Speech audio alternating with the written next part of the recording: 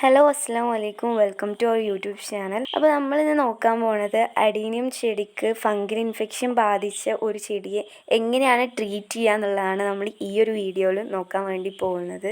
അപ്പോൾ ഫസ്റ്റ് തന്നെ നമ്മൾ യൂസ് ചെയ്യുന്ന ബ്ലേഡും നമ്മുടെ കൈയും നന്നായിട്ട് സാനിറ്റൈസ് ചെയ്യാൻ നോക്കുക. അപ്പോൾ ഇതാണ് നമ്മളെ ഇൻഫെക്ഷൻ ബാധിച്ചിട്ടുള്ള ചെടി. അപ്പോൾ നമുക്കിനി ആ ഇൻഫെക്ഷൻ ബാധിച്ച ആ ഒരു ഭാഗം കട്ട് ചെയ്ത് കളയാം.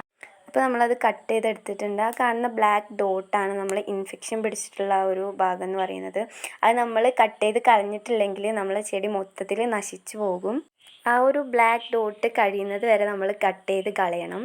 അപ്പോൾ നമ്മളത് കട്ട് ചെയ്ത ടൈമിൽ ആ കട്ട് ചെയ്ത ഭാഗത്തു നിന്ന് ഒരു വെള്ളം ഒലിക്കും. അപ്പോൾ അത് നമ്മളൊരു വൃത്തിയുള്ള ഒരു ക്ലോത്തും കൊണ്ട് അത് ഒപ്പിയെടുക്കണം, അല്ലെങ്കിൽ അത് നശിച്ചു പോകും.